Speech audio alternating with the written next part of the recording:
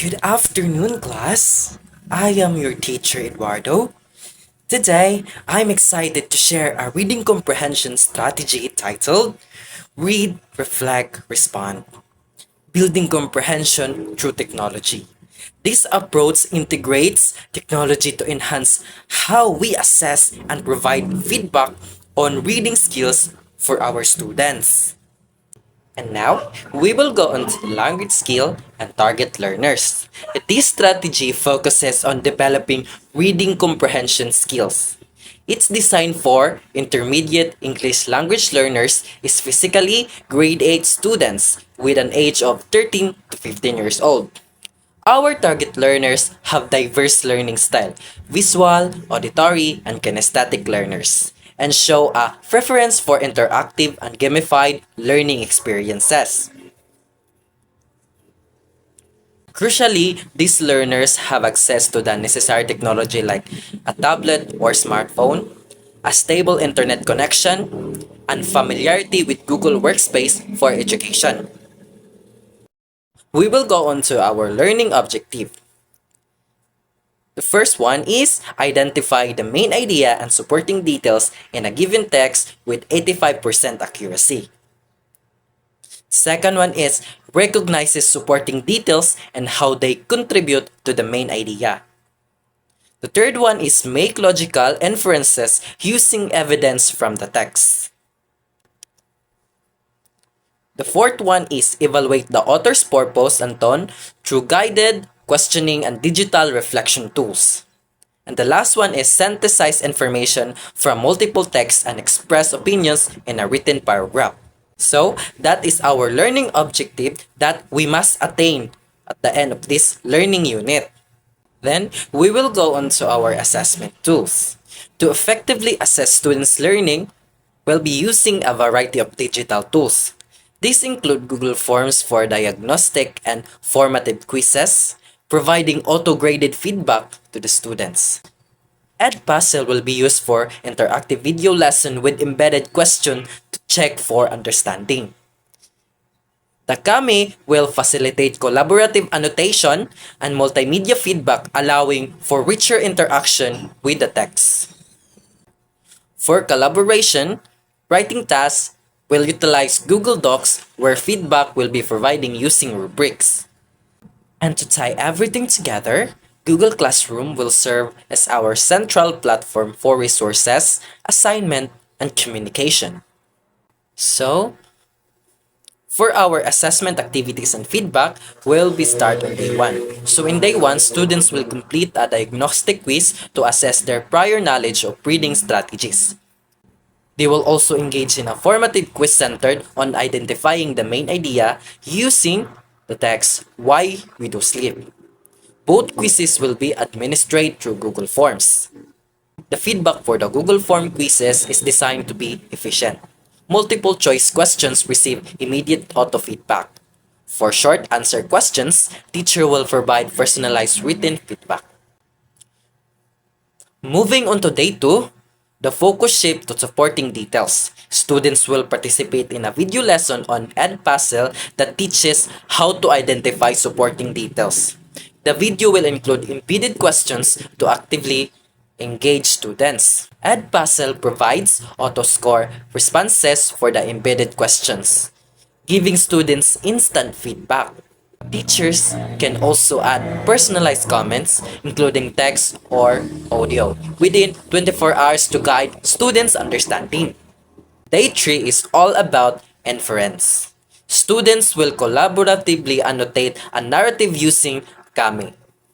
Focus on developing their inference skills.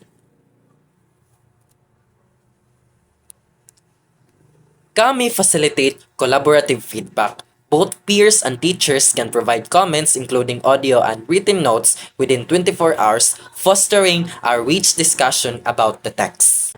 On day 4, we delve into author's purpose and tone.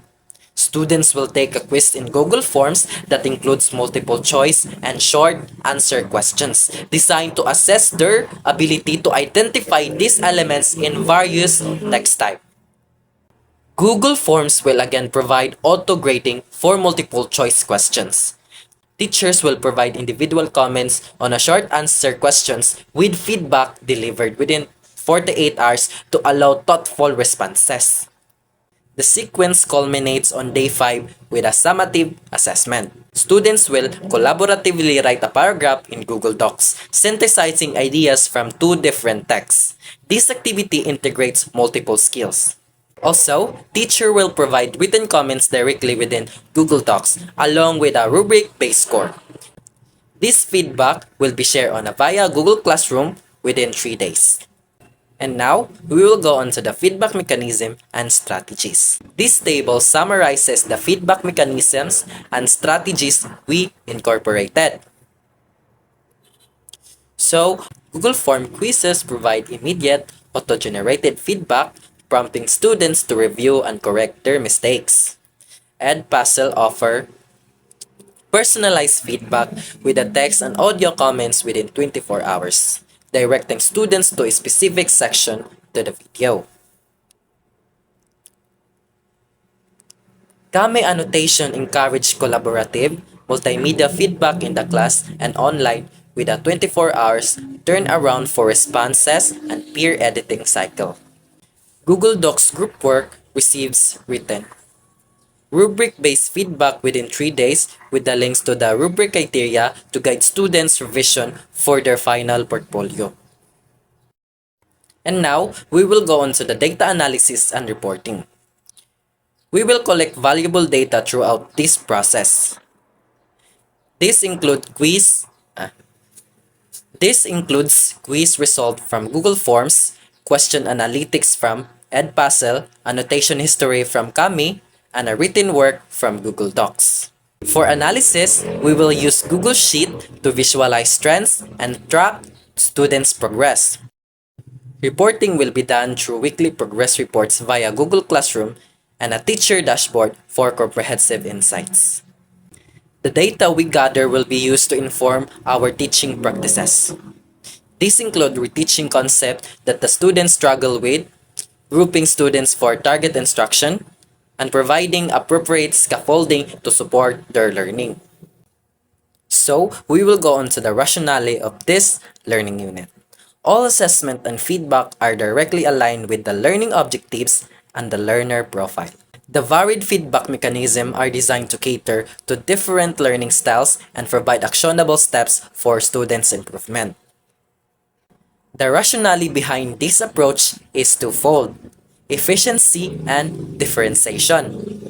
For efficiency, technology streamlines assessment and feedback processes, saving time and allowing for more personalized attention.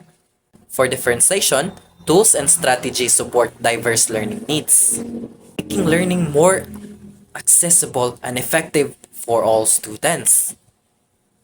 Thank you for your time. I hope this overview of Read, Reflect, Respond has been informative. I'm happy to answer any questions you may have.